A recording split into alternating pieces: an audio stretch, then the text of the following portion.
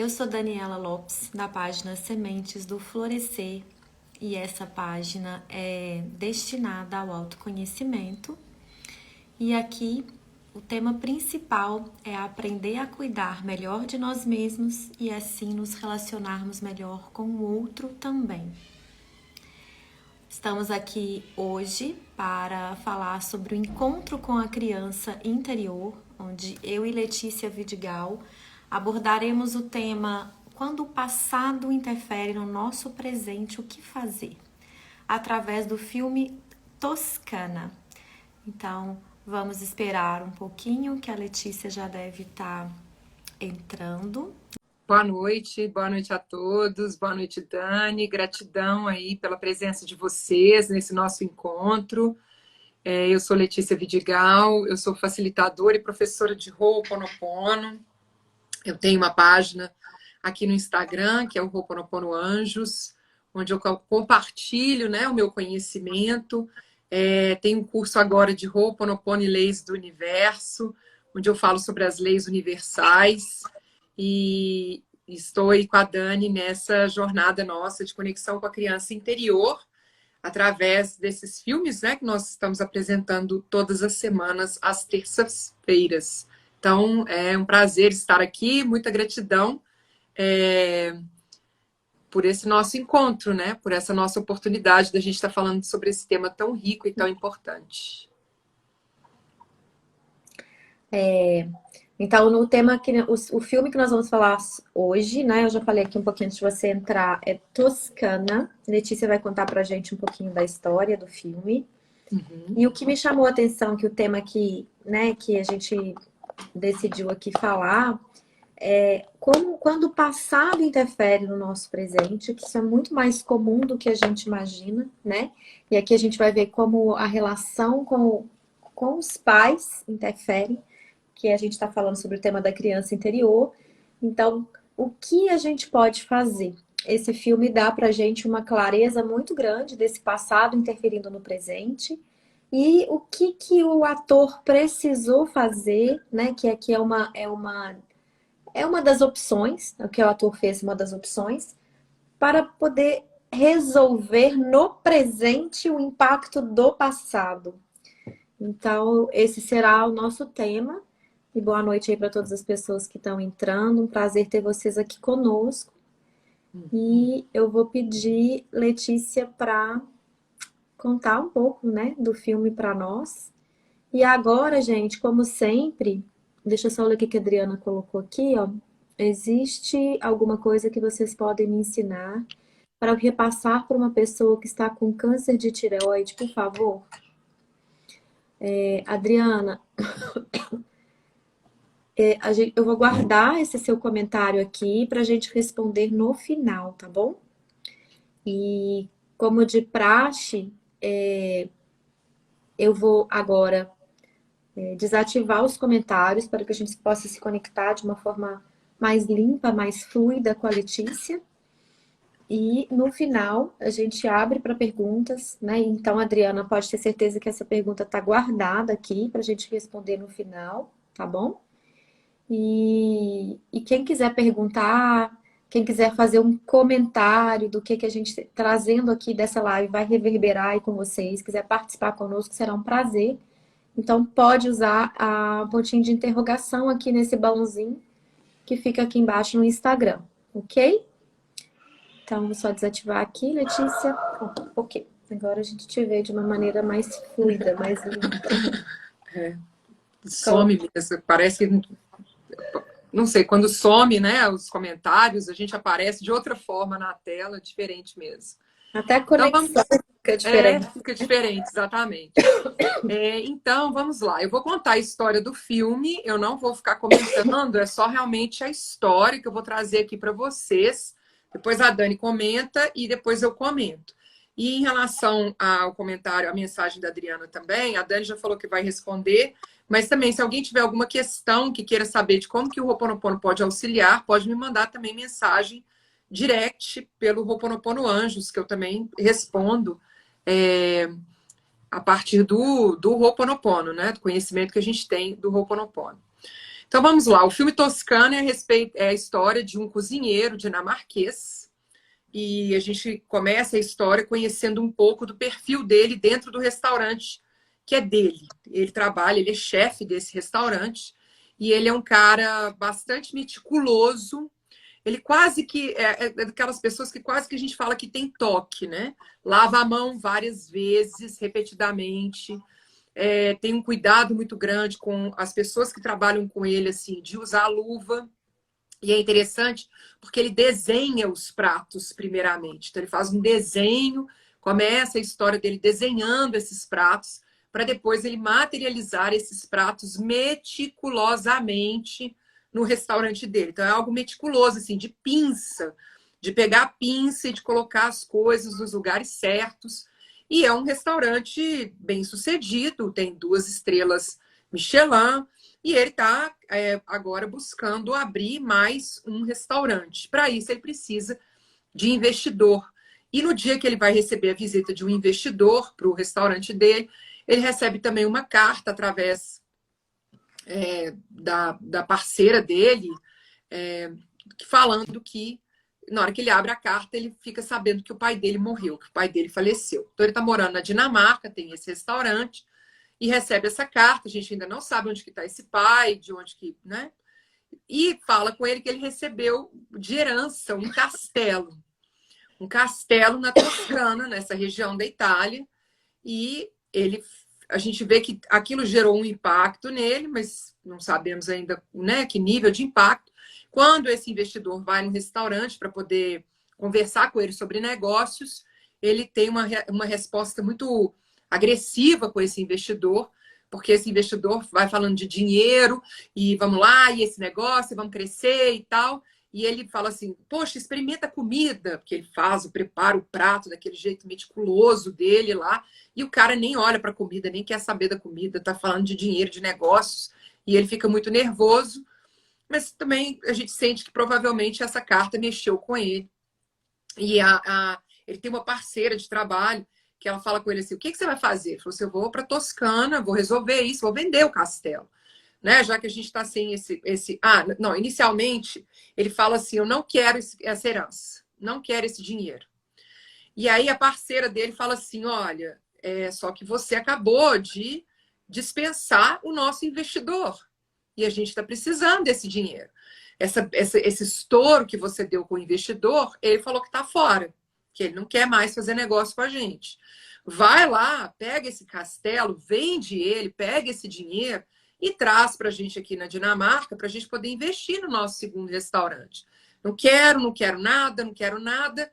Mas aí, no final das contas, ele acaba se convencendo de que era melhor, então, ir para Toscana para poder vender esse castelo que ele herdou do pai. Ele chega, o castelo tem um restaurantezinho, né? Uma lanchonetezinha quase ali.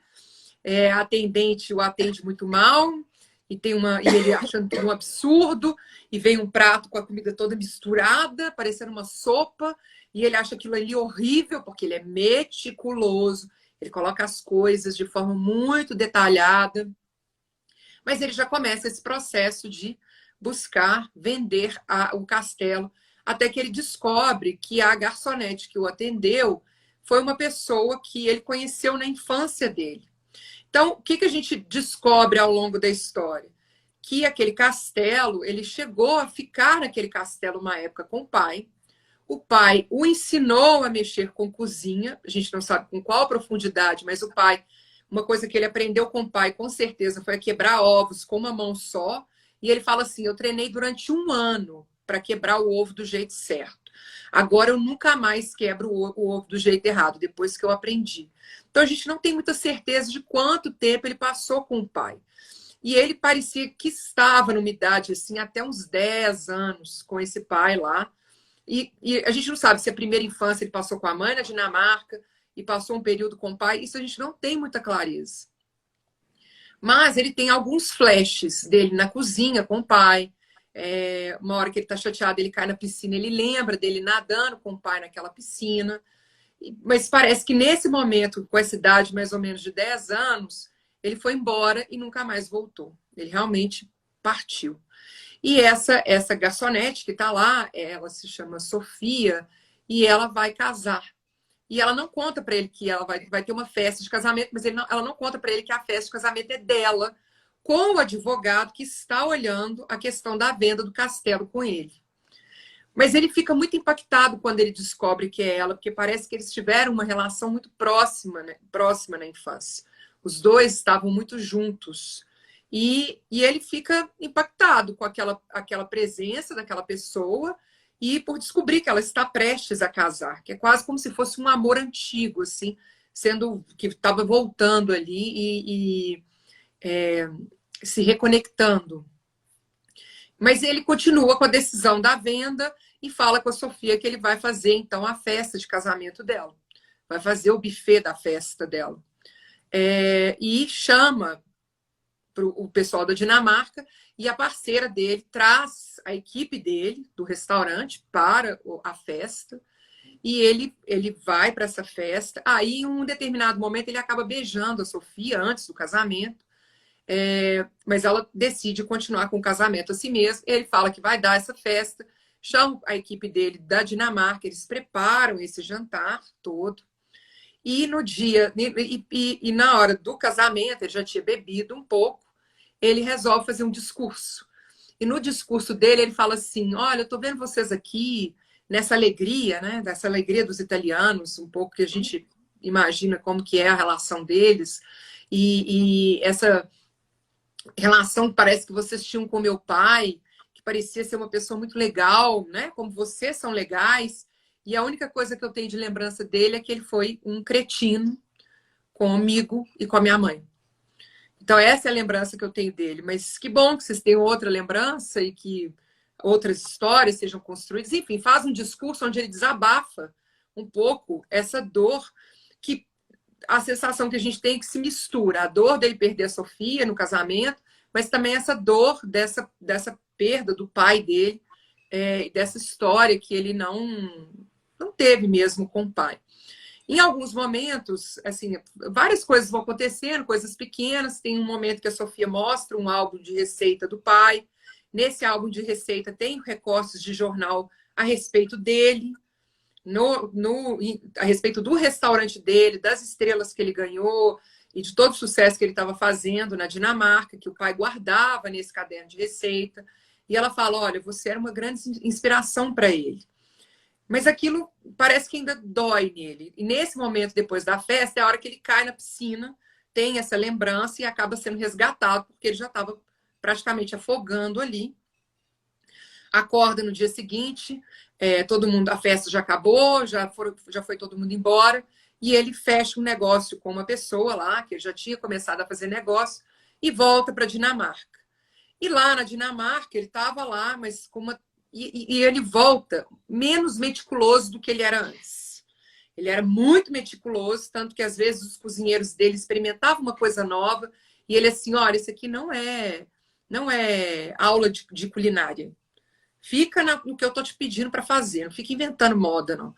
E quando ele volta da Itália, que é um lugar onde eles caçam a carne que eles comem, eles caçam as aves que eles comem, eles colhem o que tem ali plantado, porque é uma grande região, né? Uma área muito grande também de fazenda, as plantas estão ali meio misturadas, né? Não tem uma coisa toda certinha, produz um azeite lá maravilhoso. Então ele volta um pouco com essa energia assim de não ser mais tão meticuloso, mas ele não está bem.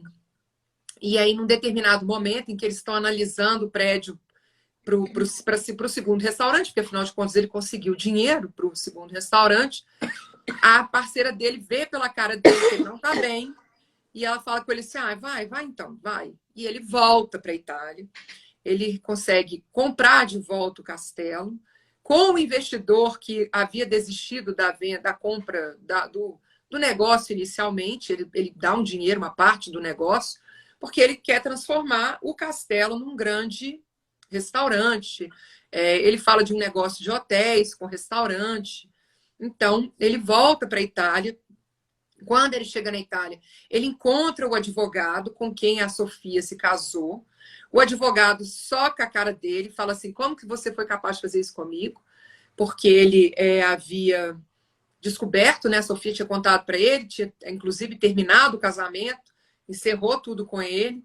E ele fala, olha, não fiz nada de propósito, no final eles ficam bem. Ele recupera o castelo e continua ali, quer dizer, constrói ali um restaurante onde ele consegue trazer alguns dos cozinheiros dele. Eu lembro de ter visto 2, não os 3 que trabalhavam com ele, mas a parceira dele nesse restaurante. E em um determinado momento a Sofia volta e eles encontram e começam a conversar. E ela assim, eu estava pensando em passar as férias aqui, tem um quarto para mim? Ele, vou pensar se tem. E termina um pouco nisso, né? E uma coisa que é interessante, que é importante também destacar, é que tinha uma estátua que era uma imagem do pai dentro no jardim, e essa estátua estava escrito assim: eu sou extraordinário, assim como todos nós. E ele assim, que arrogância, né, que hipocrisia. Ele fala alguma coisa nesse sentido assim. Até parece que depois de aprontar tudo que ele fez, né, pode falar isso.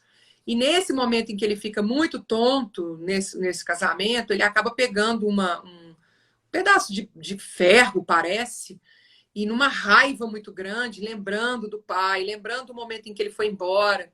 Inclusive foi a imagem que eu coloquei nos stories, está lá essa cena. Ele indo embora, criança, triste de estar indo embora, de ter que ir embora. O pai lá muito sério, muito sóbrio, assim, vendo ele ir embora. E isso volta para ele e ele destrói a estátua. Ele derruba a estátua e ficam somente os pés, né, da estátua. Então, ele faz isso, ele destrói essa estátua, mas ele acaba voltando. E nesse final em que ele está com a Sofia, a gente vê que aqueles pés ali, ele colocou várias flores, virou uma espécie de um jardim, assim, que a gente não dá nem para perceber que havia uma estátua ali que foi derrubada. Parece que aqueles pés com a placa, eu sou extraordinário, assim como todos nós somos extraordinários, tá só aquela placa ali com aquelas plantas ao redor, e ali termina o filme. E quando ele destrói, só faltando esse detalhe, porque essa destruição da estátua é muito importante. Quando ele vê a estátua, a Sofia fala assim: seu pai guardou sementes muito importantes aqui dentro. Ele guardou sementes, as sementes aqui dessa região, são sementes importantes que estão aqui. Ele tá. Quando ele destrói a estátua, ele vê que dentro da estátua tinha cascas de ovos, dos ovos que ele ficava lá treinando, quebrando, tentando quebrar o ovo com uma mão só. Então ele lembra daquele momento em que ele ficava lá treinando, e aí a gente vê a cena do pai recolhendo todas essas cascas e ao invés de jogar fora, ele guarda dentro da estátua. Então é um momento em que ele vê assim um pouco desse carinho mesmo do pai por ele, né? Dessa relação. Da mesma forma, quando ele encontra os recortes de jornal no livro de receita, esse também é um momento bastante forte assim para ele, quando ele descobre essas cascas de ovos dentro da estátua. Então, esse é o filme Toscana, né? Assim, em termos gerais. E aí agora a gente vai para as partes mais fortes aí. Só senti falta de uma cena, Letícia, que é a conversa dele com a mãe. Onde. Você quer comentar? Verdade. Sim, ele volta, quando ele essa cena é volta. importante a gente trazer, porque. Sim. Quando ele volta da Dinamarca, ele encontra com a mãe dele e tem uma conversa com ela a respeito do pai. Né? E ela fala com ele: olha, você é fruto de uma grande paixão. E você sempre o culpou, mas você tinha que ter me culpado também. Você também tinha que ter me responsabilizado. É como se eles dois tivessem sido irresponsáveis, né, naquilo que aconteceu. E ela fala assim, e ela passa uma mensagem assim: você não as pessoas não são especiais. Ninguém é especial. A gente só precisa de alguém que nos olhe como especiais. Então ele fica bem também impactado com aquela conversa com a mãe dele, né? E ela fala assim, olha, é como se ela falasse assim: a culpa não foi só dele. O que aconteceu não é só de responsabilidade dele, é minha responsabilidade também. E aí ele um pouco leva um susto, assim, como se uma imagem que ele acabou construindo do pai, né? Desse pai ruim, desse pai que o deixou ele embora e tudo mais, fosse desconstruída. E depois dessa conversa com a mãe, é quando ele resolve voltar para Toscana e comprar de volta o castelo que ele havia vendido. Então, essa cena realmente é muito importante. Aqui eu vou começar trazendo algumas cenas que me tocaram, né? Primeiro, quando o filme começa e ele tem aquela parceira de trabalho, a gente não sabe o que que ela é na vida dele. Dá a impressão de que ela é a esposa dele, né? Que ela é uma companheira de vida e fica isso meio no ar. A gente só entende lá no final do filme que ela não é essa pessoa. Mas a gente percebe desde o início que ele é uma pessoa muito fechada para as relações, de uma forma geral, né?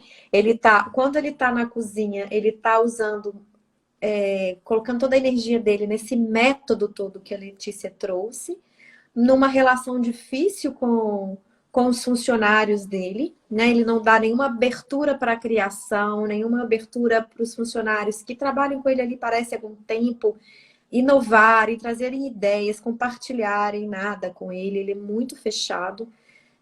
Também não tem... A sensação que dá é que com essa parceira de trabalho, ele tá ali há alguns anos já com elas, tem um vínculo, mas é um vínculo meio frio, meio distante. A maneira como ele age com as pessoas, como ele lida, como ele fala, como ele conversa, é uma maneira muito fria e às vezes muito ríspida. Ele não é uma pessoa nem muito aberta e também não é uma pessoa que trata com benevolência, né, as pessoas que estão com ele. A gente vê logo no início que essa carta da morte do pai mexe com ele, ele nega. Primeiro ele fala que não vai, né? Que ele nem vai lá, que ele não quer saber da herança, que ele não quer nada do pai dele, nem lá ele quer ir. E ele só vai quando a parceira o convence que eles precisam vender o castelo para poder ter o dinheiro.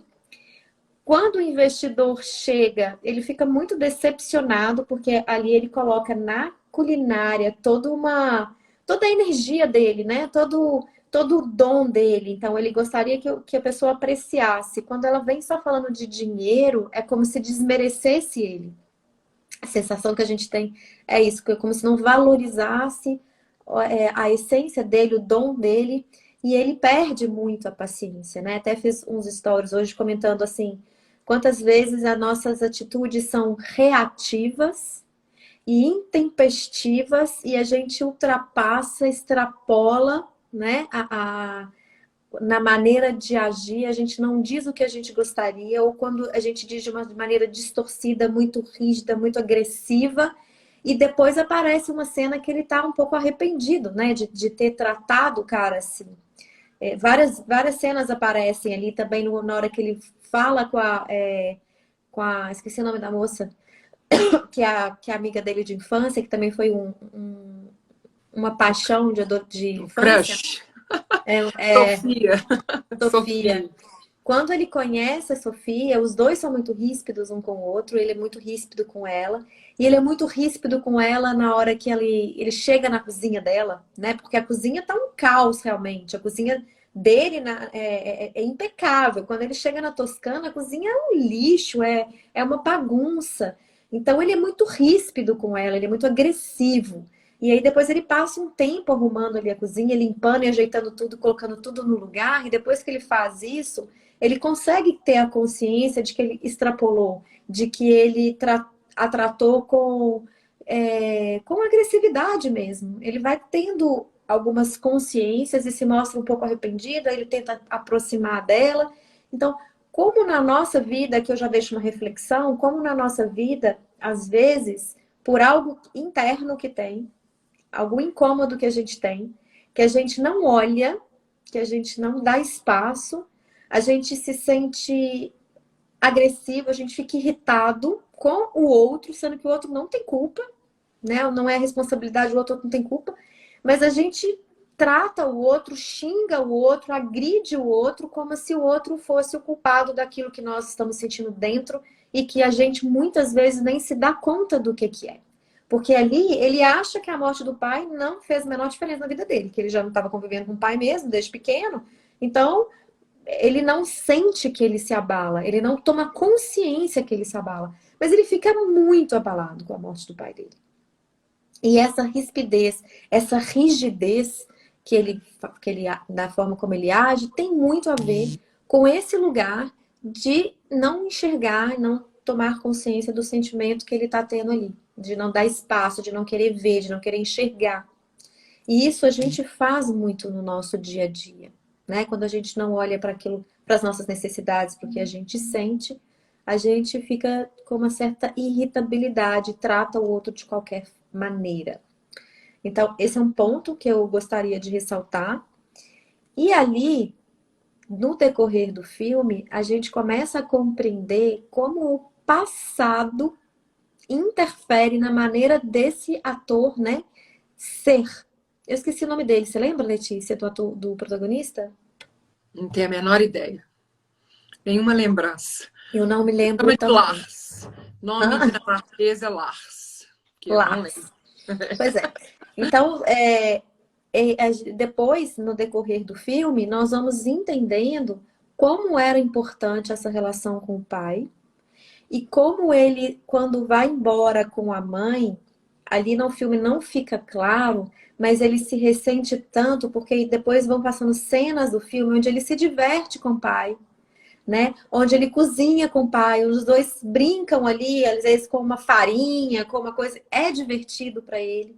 Na piscina, quando ele cai na piscina meio tonto, meio não, bastante tonto, que precisa ser socorrido para não afogar, ele lembra de nadando com o pai. Então, voltam cenas que ele quis apagar. E quantas cenas a gente não apaga na nossa vida, memórias boas, porque a ausência daquela pessoa faz muita falta, aquela pessoa, né, a ausência física daquela pessoa nos dói tanto que a gente apaga tudo. Então a gente já falou isso em outras lives aqui, que na nossa vida não existe uma peneira que filtre o que é ruim e deixe passar o que é bom.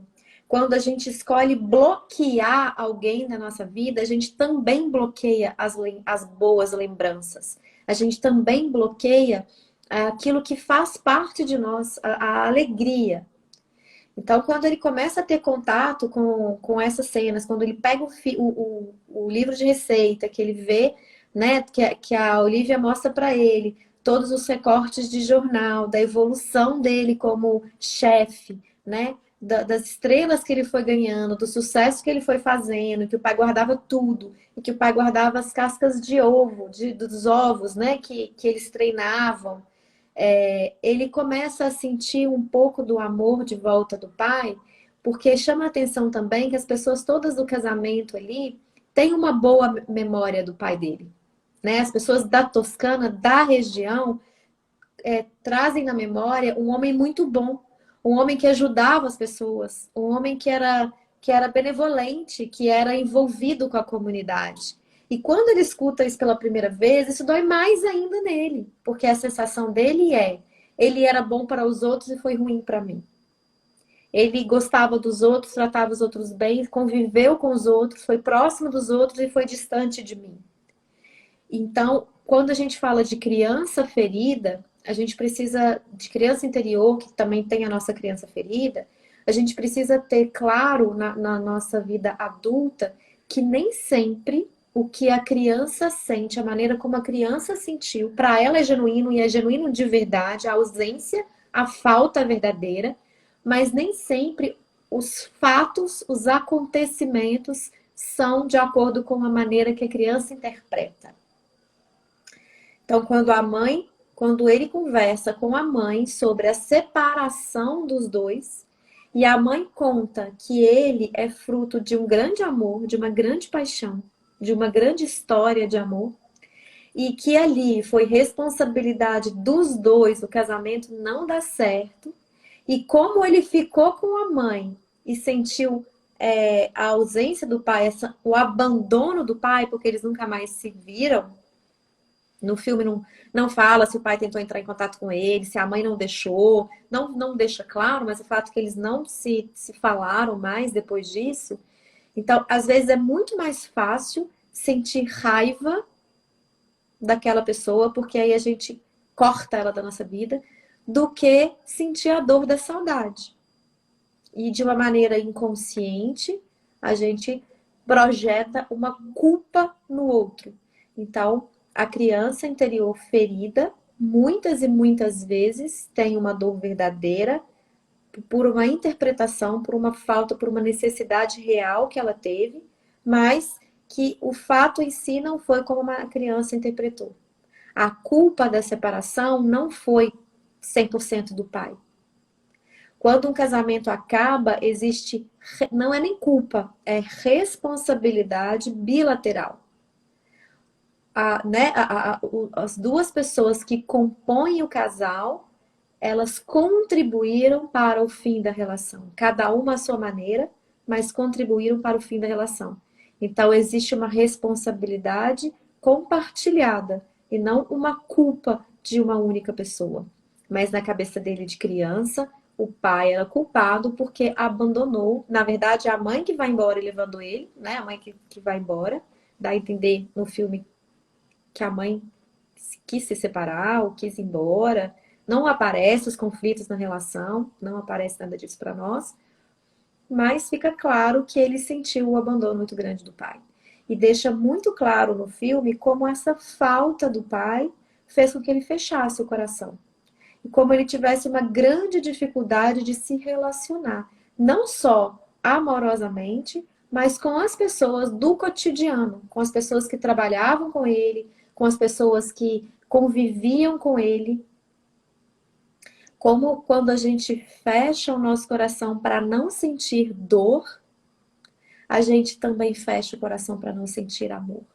Tá tudo junto. O coração, quando se fecha, ele se fecha para tudo. E quando ele se abre também para receber o amor e também para receber a dor, porque a vida é dual, não tem como. Né? A vida, quando a gente é criança, a gente pensa tudo que é um mar de rosa, tem que ter tudo maravilhoso, tudo do nosso jeito. Quando a gente vai se tornando adulto, mais maduro, a gente vai entendendo que a vida é uma grande dualidade e que o segredo da vida é aprender a transitar nessa dualidade, no que é bom e no que é ruim, encontrando o nosso centro. Então, uma outra coisa que eu queria falar aqui também é que o que fazer quando o passado interfere tanto no futuro? Porque até ele voltar lá na Toscana, ele era essa pessoa e nem pensava em ser diferente. Para ele, a vida era aquilo ali e estava tudo certo. Quando a morte do pai acontece e ele precisa voltar na Toscana, ele se dá conta, ele vai relembrando o passado, ele entra na dor e também encontra o amor. Quando ele entra na raiva do pai, que ele destrói aquela estátua lá, que ele acha as cascas dos ovos lá dentro, ali ele cai em prantos no chão, numa cena, depois que a raiva toda passa, que ele extravasa toda aquela raiva, ele cai em prantos ali no chão, porque ele encontra os ovos, as cascas dos ovos, e encontra ali uma atitude amorosa do pai, ele encontra o amor também. Então, o que fazer? Muitas vezes a gente foge da dor, porque a gente acha que entrar na dor é só doer. Mas o que a gente mais precisa fazer é olhar para a necessidade que está atrás dessa dor. Ali, a necessidade do ator era uma necessidade do contato com o pai, de ter continuado recebendo aquele amor que o pai tinha.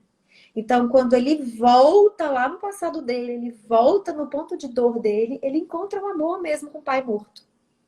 Porque ali ele encontra os recortes de jornal, ele encontra fala das pessoas, né? A Olivia mesmo fala para ele que ele sempre falava dele para todo mundo, que ele era muito presente na fala dele, na vida dele, através da fala.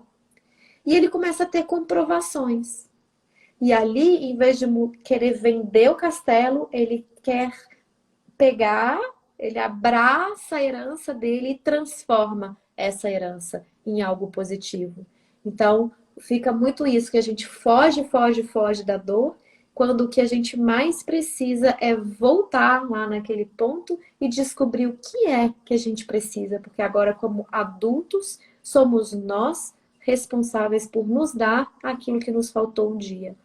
Então, quando ele se dá a oportunidade de voltar, quando compra o castelo do pai de novo, ele também se dá a oportunidade de resgatar o amor do pai, de se sentir importante, de confiar em si mesmo. E ali ele se abre para o amor com a Olivia, ele se abre para a relação, ele permite que os funcionários da cozinha dele criem pratos novos, ele se transforma, ele vira uma outra pessoa, completamente diferente.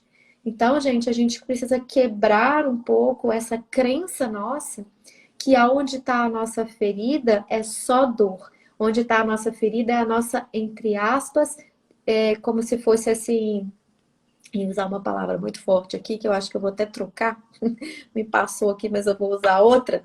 A gente acha que ali a gente tem que fugir porque ali é só dor, mas não.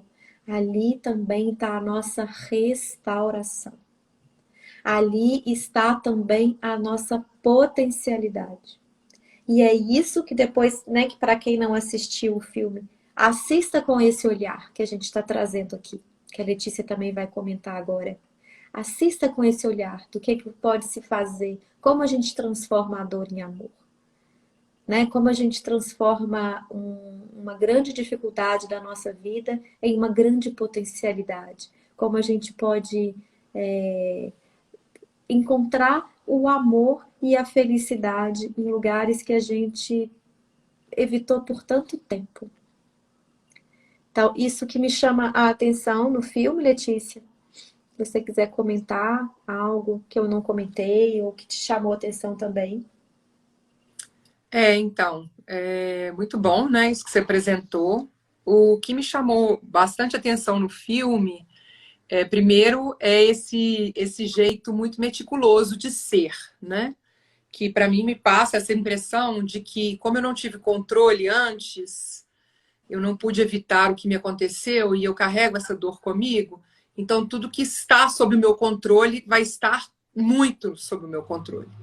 Então, essa coisa de fazer o desenho dos pratos, de colocar a comida no prato com pinça, para que tudo seja muito no detalhe, muito quase que uma obsessão mesmo por esse controle ali, pensando muito nessa dor da falta de controle que ele teve quando ele precisou ir embora, né? E como você disse, a gente não sabe direito qual foi a relação dele com a relação do pai com a mãe, a gente não sabe o que aconteceu ali. Não fica nem claro se o pai era italiano, apesar que eu acho que pelo físico dele ele devia ser italiano, né? E por que ele nunca mais voltou? A gente não sabe também o porquê disso.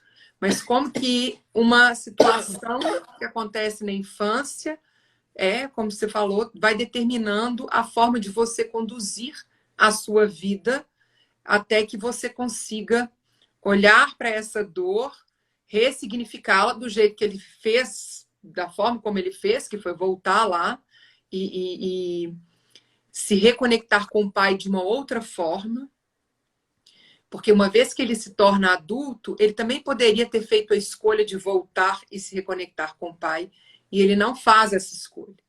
Né? Então, também muitas vezes, como você disse, a gente conta uma história na nossa cabeça a respeito do que a pessoa fez conosco, como que ela agiu conosco, e por causa disso a gente faz um corte nas relações com essa pessoa, e nós, quando temos a oportunidade de buscar essa pessoa, né, de estabelecer uma nova relação, porque ele já era adulto, ele era independente, ele já tinha dinheiro para viajar para a Itália, tanto que ele vai com muita tranquilidade, ele faz a escolha por não ir. Né? Ele só vai depois do pai, que ele tem notícia da morte do pai, e mesmo assim, porque a parceira dele insiste para que ele vá. Ela fala, agora não, você vai lá, vende esse castelo e consegue o dinheiro para gente. E nem E no vai pelo sentido dinheiro, assim. né? Na verdade, né? Nem para Exatamente, nem no reconstituir a sentido relação com o assim. pai. Exatamente, nem assim, vai lá porque é seu pai, você tem que despedir dele. Não, você vai lá porque você vai vender o castelo, você vai conseguir o nosso dinheiro e você volta para cá. A gente tem que lembrar, assim, que as culturas são muito diferentes, né? A cultura italiana, gente, é muito diferente da cultura dinamarquesa. Eles são mais frios mesmo. Eles são mais distantes das pessoas. Eles não são como os italianos, os dinamarqueses. Né? Que os italianos, a gente tem sempre uma impressão assim, de barulho, de gente junta, e de família, e de ter essa energia toda que provavelmente ele sentia enquanto ele estava lá com o pai. Mas na Dinamarca, isso é muito diferente.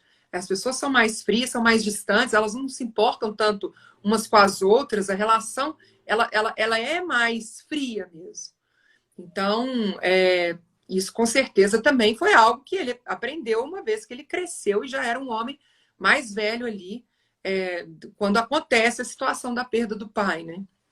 Mas na chegada na Itália, na Toscana, muito disso vai se quebrando e aí a gente percebe que não é só apenas na questão cultural mesmo, né? Não é apenas na educação nórdica que ele tem, é também nessa dor que ele carrega. Então, isso que a Dani falou de ressignificar a relação dele com o pai e perceber o que o pai sentia por ele de uma outra forma, e não meu pai me abandonou e isso significa que ele não me amava, né? Que ele me rejeitou e tudo mais. Ele ressignificar isso também libertou para ele muito dessa frieza, né? Dessa energia de tentar também ter controle sobre tudo.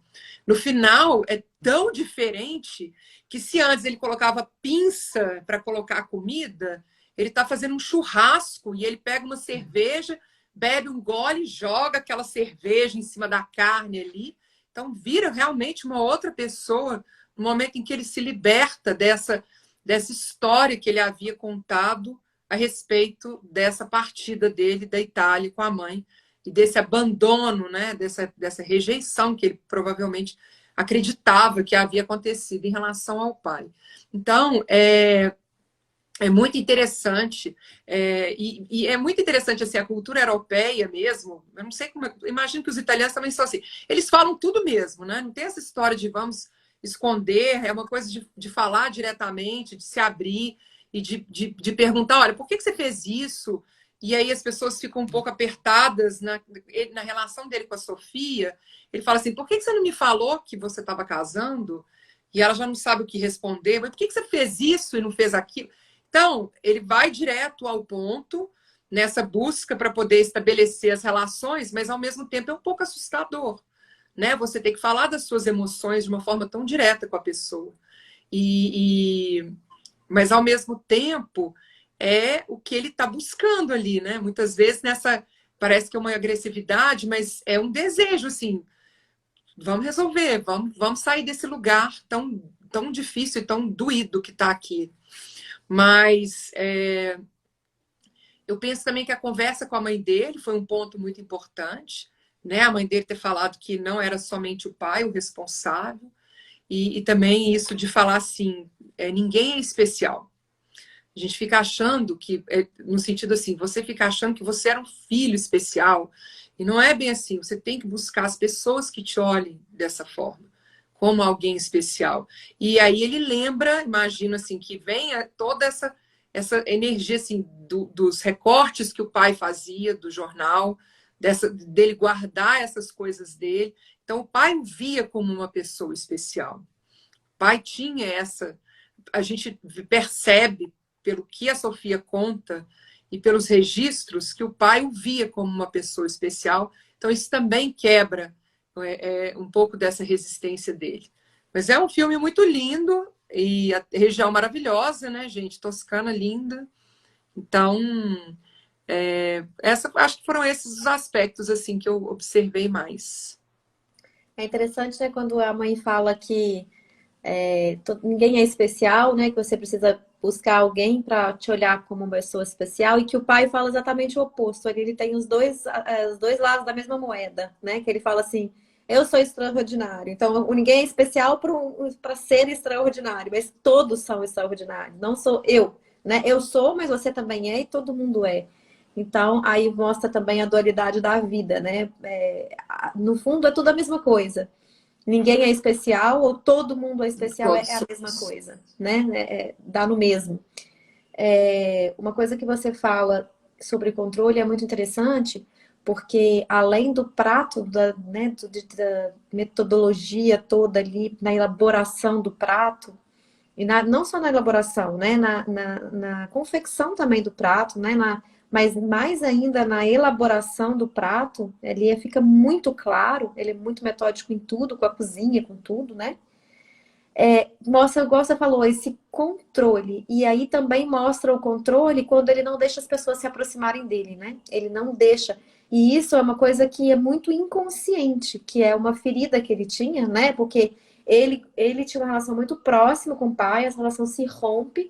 Então, de uma maneira, a criança, quando passa por isso, ela não tem capacidade de lidar com essa situação como um adulto teria. A criança não tem mesmo a capacidade de lidar. Aquele acontecimento ultrapassa a capacidade da criança conseguir absorver, lidar, compreender, né, e encontrar uma saída. Então, a criança, ela encontra a saída que ela dá conta naquele momento. E o que ele deu conta naquele momento foi, entre aspas, isolar o pai da vida dele.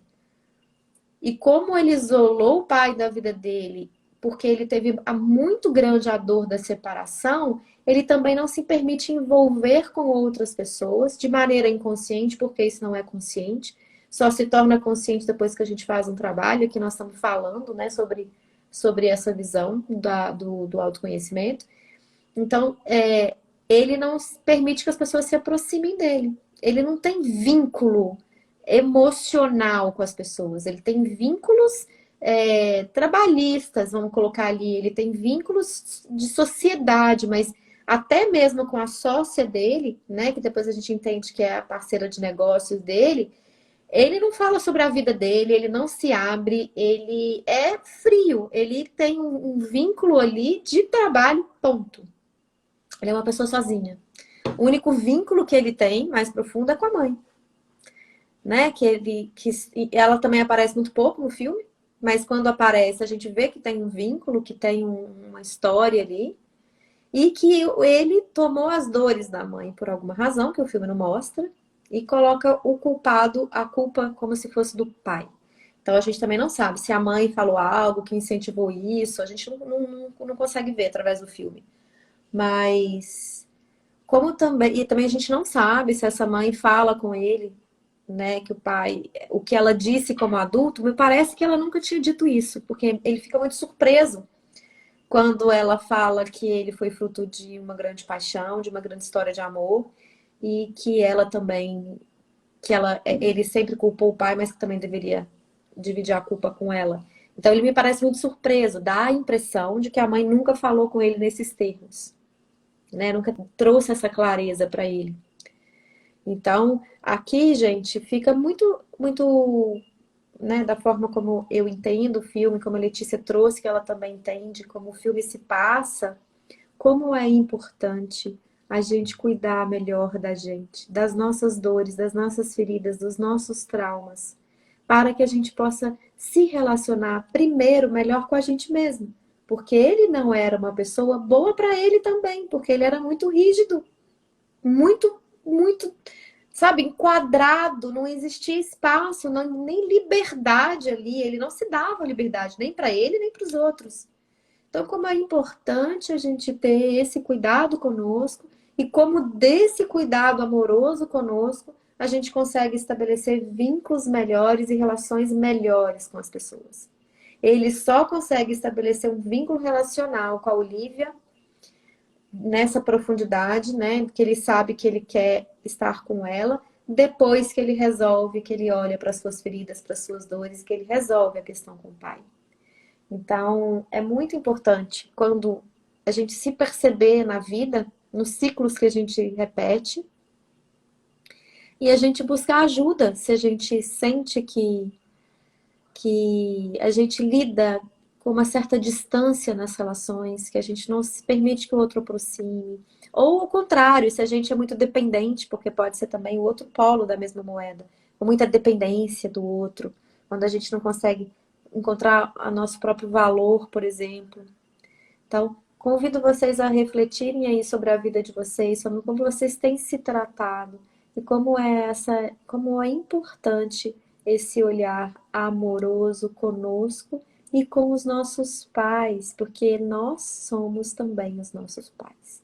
Então, ter um vínculo saudável com nossos pais é restabelecer o amor que a nossa criança precisa na vida adulta e é desenvolver o amor próprio. É o cuidado, né, que a gente precisa ter. Então, eu vou abrir aqui, Letícia, para as perguntas, para os comentários, se alguém quiser comentar alguma coisa. A gente tem ainda a pergunta da Adriana para responder sobre a visão do Ho'oponopono e também sobre a visão da Gestalt terapia. Se alguém quiser... Alguém aqui que está com a gente agora, ao vivo, assistiu o filme antes dessa live? Ou, mesmo que não tenha assistido, ouvindo o que a gente falou aqui, faz sentido para vocês? Vocês, como reverbera aí para cada um de vocês? Esse tema que a gente trouxe aqui sobre o passado, né? E sobre como esse passado reflete na vida adulta. Enquanto a gente dá um tempinho para as pessoas postarem aqui, você quer responder primeiro a pergunta da Adriana? Se você quiser começar, pode responder para ela e depois eu respondo também. No caso... Vou falar, deixa eu só ler aqui de novo para ela o pedido, que é: existe alguma coisa que vocês podem me ensinar para eu repassar para uma pessoa que está com câncer de tireoide, por favor? Então, dentro da proposta do Ho'oponopono, eu penso que seria mais interessante que ela me mandasse a mensagem via direct para eu poder mandar para ela, assim, um pouco do que a gente acredita, do que é a proposta do Ho'oponopono, um pouco das ferramentas, né, que são utilizadas mesmo nesse processo para poder auxiliar as pessoas. Então, fica aí o convite, Adriano, se você quiser, me manda mensagem via direct para eu poder te responder, porque é bastante coisa, assim, né, para poder falar. Até porque, para quem não conhece o Ho'oponopono da identidade própria, falar apenas assim fica muito estranho. É importante conhecer um pouco mais, até para eu poder entender o que você já sabe, o que você não sabe, para eu poder te passar alguma orientação. Então, fica meu convite. Adriana, sobre a visão da Gestalt terapia, quando você faz essa pergunta, existe alguma coisa que você, né, pode ensinar para a pessoa que está com câncer? Não sei se faz sentido o que eu vou falar aqui, mas me soa um pouco de uma aflição da sua parte. Provavelmente é uma pessoa que é importante para você, né? E que você quer ajudá-la ou quer salvá-la. Então, uma coisa que eu gostaria de falar, na visão da Gestalt terapia, a gente entende a doença, qualquer doença que seja, como um grande convite para a gente olhar para as nossas questões internas. Então, as doenças, a gente não enxerga como muitas vezes as pessoas acham, assim, que às vezes alguém se pergunta, por que eu? Por que isso vai acontecer comigo? Como se fosse um castigo. A gente não enxerga dessa maneira na Gestalt terapia. A gente não tem esse questionamento. Mas a gente tem um lugar de olhar para o que a doença traz. Né? Quais as questões que a doença traz à tona? Quais são os sentimentos que essa pessoa está passando por aí? E mais ainda, porque é você que está aqui na live perguntando por outra pessoa, não sei se ela está aqui também, o que você está sentindo como essa pessoa? Porque muitas vezes a gente se coloca num lugar de quando alguém que a gente ama está passando por uma doença grave, a gente se coloca num lugar de ter que salvar aquela pessoa, de ter que fazer algo para poder curar ou aliviar o sentimento daquela pessoa, para resolver. Né? Para aliviar é bem importante que a gente faça algo, mas para resolver. E aí a gente às vezes se depara com um sentimento muito grande de impotência, porque isso vai além das nossas possibilidades. né? Então, eu te convido a avaliar o que é o seu sentimento. Também me coloco à disposição né, no direct, como a Letícia falou, para a gente aprofundar um pouquinho mais isso. Mas se você está indo por esse lugar de ter que salvar essa pessoa, ou de ter que resolver a questão dela, volta um pouquinho para você, porque às vezes é necessário, é tão difícil a gente sustentar a dor de ver alguém que a gente ama sofrendo. Isso é uma das coisas mais difíceis que existe na vida. Quando a gente vê alguém que a gente ama sofrendo, a gente automaticamente quer resolver o problema daquela pessoa, quer fazer algo. E nem sempre é possível. Mas o que é possível, e é muito possível, é você passar com essa pessoa o que ela está passando. Você ser apoio para essa pessoa. Você dizer para ela, eu sinto muito tudo que está acontecendo com você. Eu sinto muito. Eu não tenho poder de mudar a situação, mas eu estou aqui do seu lado para passar com você tudo que você tem que passar. Então, isso traz um pouco de suavidade para essa situação que é tão difícil, que é tão pesada. E é muito importante também que vocês procurem ajuda, né? Essa pessoa e você também, para trabalhar o sentimento que reverbera em vocês, nessa dificuldade de olhar para o outro que está sofrendo, que a gente ama, e a própria pessoa de talvez, né? Porque às vezes, hoje em dia tem muitos recursos para o tratamento do câncer de tireoide, especialmente, mas todos os cânceres, mas tireoide tem muitos recursos também. E uma outra coisa que eu gostaria de falar aqui é que quando a gente pensa em câncer, a gente pensa no medo da morte, né?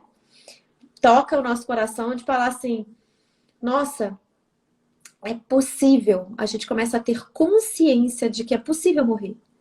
Mas muitas vezes não precisa a gente estar doente para a gente morrer. E a gente não tem consciência disso. Eu posso morrer agora, Letícia, qualquer um que está aqui conosco na live pode morrer agora. Mas quando a gente toma, o meu mestre, Cláudio Naranjo, dizia uma frase que me impactou muito, que eu mudei muito a minha vida, meu olhar para a morte depois desse contato com o Cláudio, desses ensinamentos dele. Ele dizia assim, nós vivemos como se não fôssemos morrer, porque nós sabemos intelectualmente que nós vamos morrer. Mas a gente não sente que a gente vai morrer. Porque se nós sentíssemos que nós vamos morrer, nós seríamos melhores pessoas. Então, quando a gente se depara com uma doença grave, o contato com a possibilidade da morte nos toca e nos abala profundamente. Porém, essa pessoa está aqui ainda viva, mesmo que ela esteja doente, ainda possivelmente tem recurso. E mesmo que vamos levar para um lado muito trágico aqui, tá? Vamos pensar que essa pessoa não tem recurso para ela e que ela chegue a desencarnar. Ela ainda tem vida até o dia de desencarnar. O que vocês podem fazer em vida para tornar a vida dessa pessoa e a sua marcada pelo amor, pelo contato, pela proximidade. O que você pode trazer? Se você pensar que essa pessoa, ou que você, ou que qualquer um que você ama vai morrer, pode morrer agora, o que você faria por essa pessoa? O que você gostaria de estar fazendo com essa pessoa, ou por você também? Se eu pensar em alguém que eu amo que vai morrer agora, as prioridades mudam. A gente deixa, às vezes, a casa sem arrumar, sei lá, a roupa sem lavar. A gente muda completamente as nossas prioridades. E o outro começa a tomar um lugar de importância, de prioridade na nossa vida. Então, pensa nisso, né? Primeiro, você não tem o poder de salvar essa pessoa. Mas você pode aliviar a dor, a angústia, o sofrimento dessa pessoa. E o que você pode fazer para aliviar? Isso vai te levar para uma ação benéfica.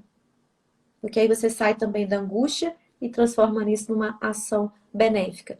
E toda doença nos leva em contato com isso. E a gente pode fazer algo aqui e agora. E pode ser que essa pessoa se cure e vocês ainda vivam muitas coisas juntas, né? E tomara que, desejo que seja assim, mas pode ser que também você morra antes dessa pessoa, eu morra, a Letícia morra, Então, vamos ter essa consciência de priorizar as pessoas, os momentos, o amor. Isso muda tudo porque deixa as coisas mais leves. Então, eu não sei se te ajudou, mas espero que isso tenha te ajudado de alguma maneira, né? Se você quiser dividir de forma mais profunda, porque você colocou o tema bem abrangente, a gente, né, não sabe quem é essa pessoa para você, mas independente de quem seja, eu sinto aqui que é uma pessoa muito importante para você. Então, fica aqui um pouquinho do que, da visão da Gestalt terapia, né, dos meus aprendizados e da maneira como eu enxergo as doenças, a vida, a morte e os acontecimentos de uma forma geral. Tem uma outra pessoa aqui que escreveu: eu estou assim nesse momento. A Alê sabe. CNT terapias, fazendo Ho'oponopono diariamente. Sim. A Adriana disse assim: sim, ela faz curso comigo, conheço há 2 meses. Então, Adriana, é importante você olhar, porque quando você coloca assim, sim, ela faz curso comigo, conheço há 2 meses, olha para você também, né? Você tem um contato com essa pessoa há 2 meses, não sei curso de quê que ela faz com você, mas busca se fortalecer dentro disso, dentro de você mesma, para que você, fortalecida, possa ser apoio para essa pessoa, né? Porque senão você vai para esse lugar de querer salvar, e esse é um lugar que a gente não tem como. É algo que para nós não é possível. Nós somos humanos. Então, acolher a sua humanidade, dentro da sua humanidade tem muita coisa para fazer. E ela se abriu para comigo. Ok? Então, não sei qual é o curso que você faz, que você dá, né? Mas você está falando aqui que ela está te vendo como suporte. Então, olhe para você, para que você possa ser suporte do outro, seja primeiro suporte para você. O que te angustia tanto quando você vê uma pessoa com câncer? Qual é a sua angústia? Que medo você tem aí? Né? Medo da morte? Medo de você não conseguir suprir as expectativas que essa pessoa colocou sobre você? Ou que você também... ela está falando aqui, realmente estou agoniada. Então, o que está passando com você que precisa de sustentação e de apoio para que você possa apoiar o outro? Porque você precisa estar apoiada, você precisa estar fortalecida. Senão você não consegue ser apoio. Simone colocou: estudando e praticando Ho'oponopono fica mais fácil olhar diferente do jeito que vocês falaram. Sim, o Ho'oponopono é uma técnica que ajuda muito, né? Eu acredito muito no trabalho da consciência, sabe, Simone? Tudo que a gente coloca um olhar consciente modifica tudo. Então, tem muitas técnicas, né, que ajudam muito. O Ho'oponopono também é uma técnica que eu uso na minha vida, muito. Letícia sabe disso, já fez curso com a Letícia também.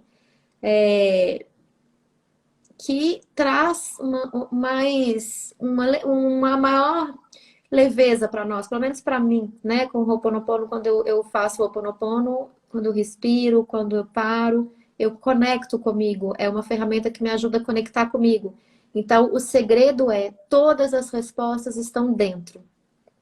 Toda e qualquer ferramenta que te ajude a buscar e a encontrar dentro de você mesmo as respostas que você precisa são boas ferramentas, são boas técnicas.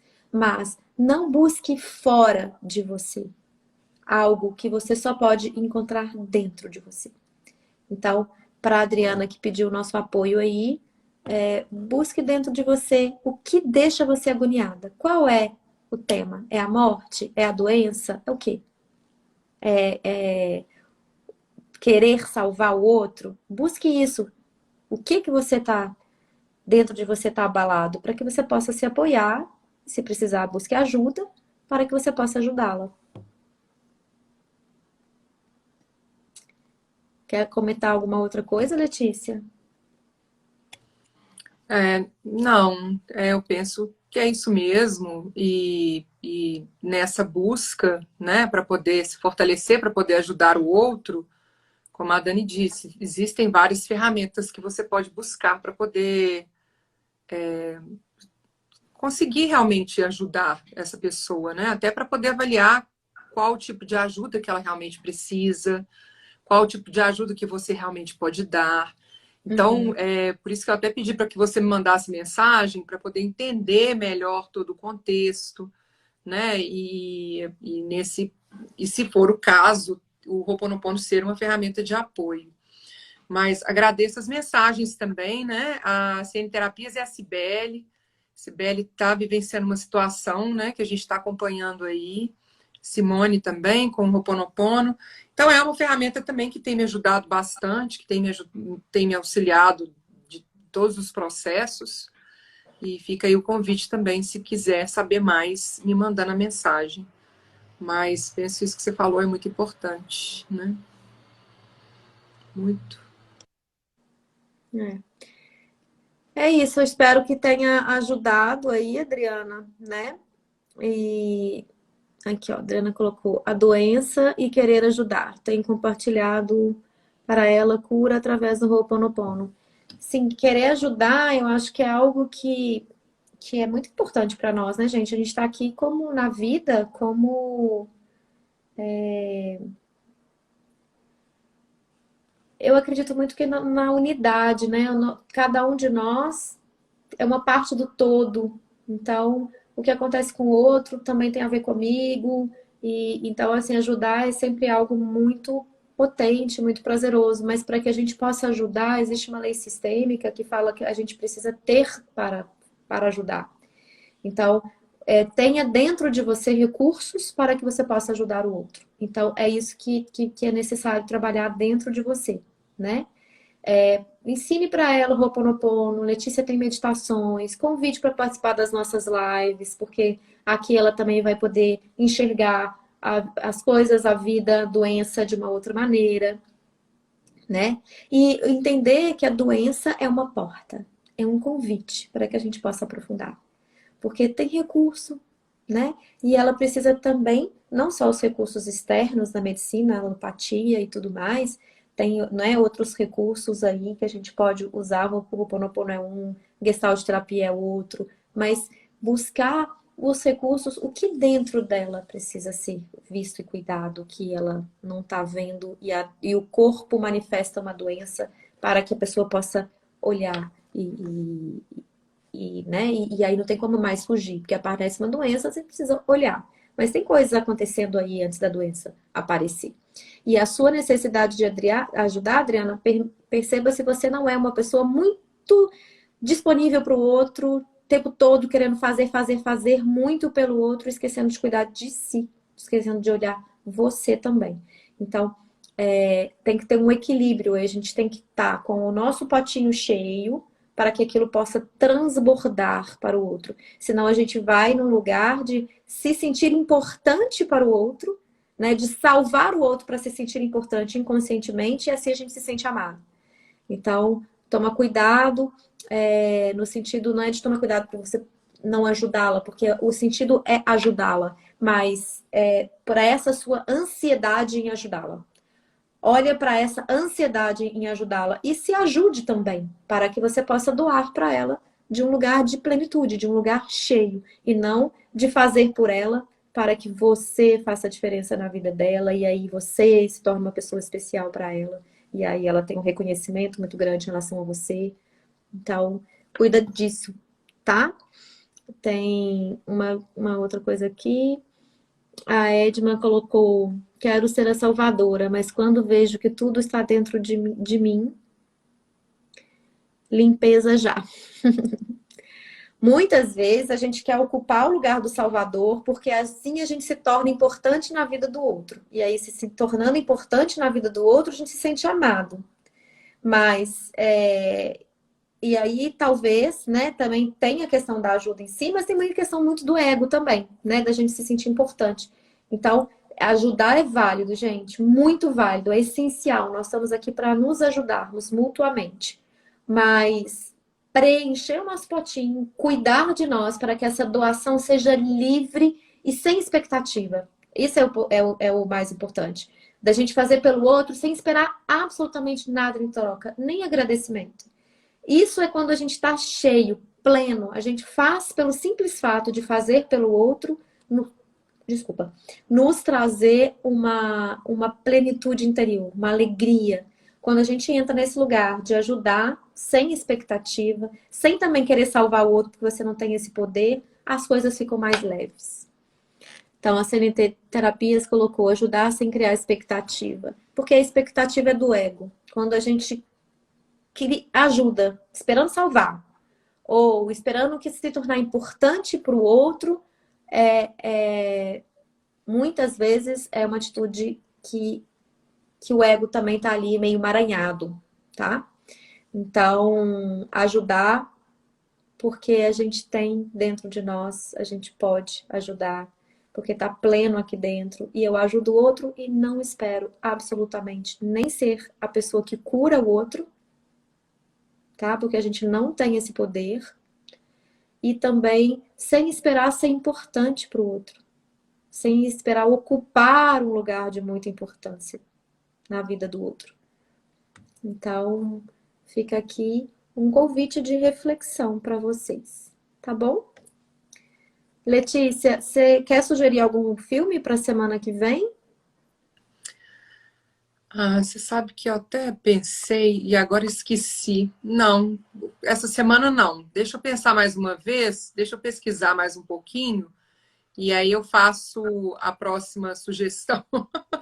Eu Tá, mando para você antes. tá. Você tem uma sugestão? Eu pensei em 2 filmes aqui que eu queria que o pessoal que está aqui ajudasse a gente a decidir, né? Como a gente tem feito sempre aqui, ouvindo a opinião das pessoas. Um filme, a Adriana agradecendo, sentei colocando gota de orvalho sempre. Por nada, gente, é um prazer ter vocês aqui. Eu não sei se eu ajudei, mas essa é a visão da Gestalt terapia, é uma visão que que fez muita diferença para mim, para as pessoas que eu atendo, né? Então, compartilhei aqui um pouquinho do meu saber. E a Letícia também tem o saber dela, que ela já se colocou à disposição também para compartilhar com vocês. Eu pensei em 2 filmes aqui. Um é bem. Como é que eu falo quando é umas coisas assim meio futurística? Esqueci o nome.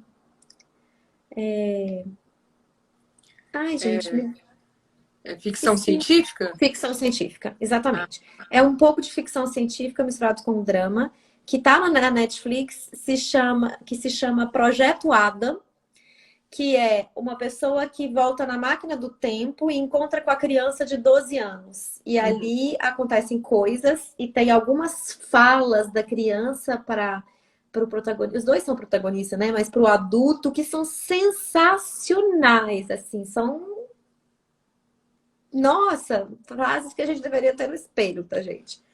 E um outro que é um filme muito legal, mas não tá na Netflix.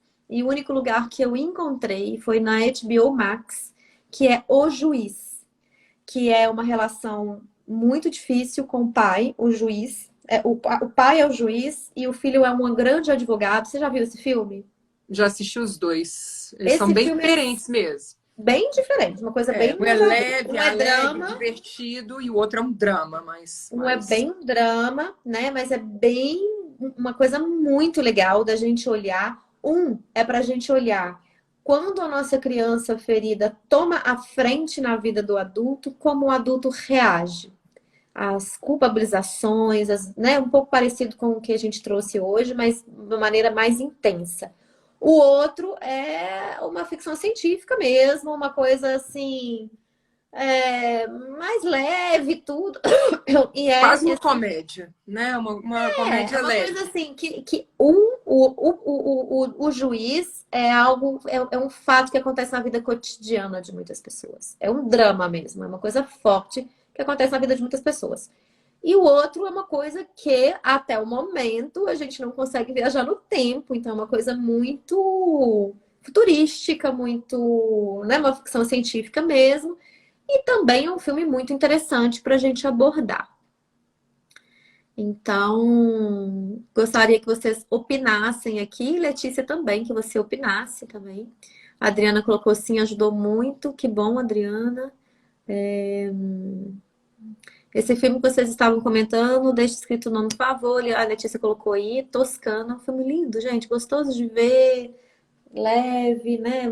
Uma paisagem maravilhosa. Dá vontade da gente estar lá na Toscana junto com eles. Então, ajuda a gente a escolher, gente. O Juiz, que é esse drama, né? Que é uma relação difícil também, um tema voltando ao tema do pai, para falar o quanto é importante a relação dos nossos pais conosco. E o outro é um filme mais uma comédia, é uma comédia e é uma ficção científica, é algo misturado assim. Então, nos ajudem aí. O que que vocês gostariam que a gente trabalhasse no próximo encontro? Um tá na Netflix, que é Projeto Adam, e o outro na HBO Max, que é O Juiz. Vamos ver se as pessoas vão nos ajudar aqui a votar, a escolher. A gente pode também colocar lá nos stories para ajudar a Adriana a escolher O Juiz. É um filme bem forte, bem bacana, O Juiz. Quem mais, gente? Ajuda a gente aqui a votar no filme, qual filme que vocês votam para a próxima semana. Qual ó, Projeto Adam é bom, Simão, um voto para cada um. Ajuda a gente a decidir aqui, ó, um voto para cada um. As pessoas que estão entrando agora, a nossa live está no finzinho, mas ela fica salva aqui na página do Sementes do Florescer e também na página do Ho'oponopono e também no canal do YouTube do Sementes do Florescer. Não sei se você está colocando no seu canal do YouTube, tá, Letícia? Tô postando lá também. Então, tá no canal do YouTube, Ho'oponopono Anjos, canal do YouTube Sementes do Florescer e também aqui nas duas páginas. Centro Terapias, não assisti nenhum desses, então vou no Projeto Adam. Ok, então 2 votos pro Projeto Adam. Alguém mais? Dou-lhe uma, dou-lhe duas. Eu vou dar uma sugestão. Eu acho que o filme dessa semana foi um filme muito leve. Bem tranquilo, né? Uma história que tem um drama, assim, mas que é um filme que a gente assiste tranquilamente à tarde, assim, mais leve. Mais gente votando no Projeto Adam. Eu ia falar que talvez o Juiz, na semana que vem, fosse interessante para poder intercalar um pouco essas energias, assim, porque ele é um filme mais pesado. Agora, o Projeto Adam, não. O Projeto Adam também é outro filme bem leve. Mas então, tudo bem. Gente, eu acho que foram mais votos para o Projeto Adam. Vamos nele, mas a gente pode deixar os 2 filmes, né? Pra gente trabalhar um em seguida do outro. A gente pode deixar o Projeto Adam para outra semana e a gente pode trabalhar com o Juiz para a semana que vem. Então, só para poder... Já que esse, dessa vez, foi um filme mais leve, a gente vai para um pouco mais pesado semana que vem, porque tem toda essa um drama da relação do pai com o filho e tudo mais. Mas o próximo fica sendo o Projeto Adam, que aí já vai um mais leve também, né? Porque aí vai intercalando um pouquinho. Sim. Então, gente, tudo bem aí para pessoas que votaram no Projeto Adam? Algumas pessoas aqui votaram. Tudo bem adiar mais um pouquinho, né? Vocês. A Adriana está comentando aqui, ó. Desculpem falar tanto, mas esse filme Toscana está falando sobre minha filha, eu e o pai dela. Sei que falei muito, perdão. Não tem problema falar muito, não, Adriana. A gente fica muito feliz quando vocês participam aqui e vocês enriquecem a nossa live, então fica à vontade. Adriana, esse é um outro tema que seria importante você olhar com carinho, né? Porque os filhos não têm que estar no meio da relação dos pais. É muito duro quando o filho tem que escolher um para proteger, abrindo mão do amor do outro. Os filhos têm que estar na neutralidade, porque a relação dos pais, as dores da relação são dos pais. Os filhos têm que andar com liberdade, transitar com liberdade para ter o amor dos dois. Então, conviver com os dois, ter permissão de ter o amor, de receber e dar o amor para os dois. Então, quando os filhos são colocados no meio da relação e dos problemas dos pais, é uma imaturidade dos pais. Então, porque os pais despejam nos filhos as dores deles. Então, trabalhar a sustentação das dores de cada um, buscar ajuda se necessário, porque esse é um tema muito importante. Ok? Não sei quantos anos tem sua filha, nem quanto tempo você se separou, mas é muito importante isso. Tá bom? Então, acho que é isso, gente. Para quem está entrando agora, várias pessoas entrando agora. Sentei agradecendo, gratidão pela presença de vocês. Para quem está entrando agora, hoje nós falamos sobre o filme Toscana, falando sobre quando o passado interfere na vida presente, o que fazer. E essa live fica salva aqui se vocês quiserem assistir, ok? Então, gratidão, Letícia, por essa nossa parceria. Está sendo muito gostoso dividir esse espaço com você. Sempre é. E muito grata por todas as pessoas que estiveram aqui conosco, as que estão entrando agora. Tá aí nosso convite para que vocês possam assistir essa live depois, ok? Gratidão, queridos. Muita gratidão pela presença de vocês. Gratidão, Dani. E aí fica o juiz semana que vem. E na outra semana a gente vem com o projeto Adam, tá bom? Acho que assim fica bem equilibrada aí as energias. Adriana colocou mais um comentário aqui. Ela não tem a presença do pai nem o carinho. Já disse que ela é fruto de um grande amor. Ela tem 19 anos. Então, assim, a gente não conhece bem a sua história, Adriana. Fica difícil da gente comentar aqui alguma coisa, né? Mas ela com 19 anos, por não sei quantos anos você se separou, mas muito provavelmente, se não tem o amor do pai, tem uma dor dessa ausência. Então, é importante também incentivá-la, né? Às vezes buscar ajuda, ela mesma buscar ajuda, você incentivar, você buscar ajuda para você, porque esse tema é muito forte na vida. Nós precisamos dessa liberdade de receber e dar amor dos nossos pais, ainda que o pai ou a mãe estejam ausentes ou já tenham morrido. É possível contactar o amor assim mesmo. Então, busque ajuda para, se essa é uma questão importante para você, porque é realmente uma questão importante, busque ajuda, ok? Então, boa noite, pessoal. Até Beijo, semana que queridos. vem. Grata Gratidão. a todo mundo pela presença. Um beijo e até Beijo. mais tarde. Até a Tchau, tchau. próxima semana. Tchau, tchau. Tchau, tchau.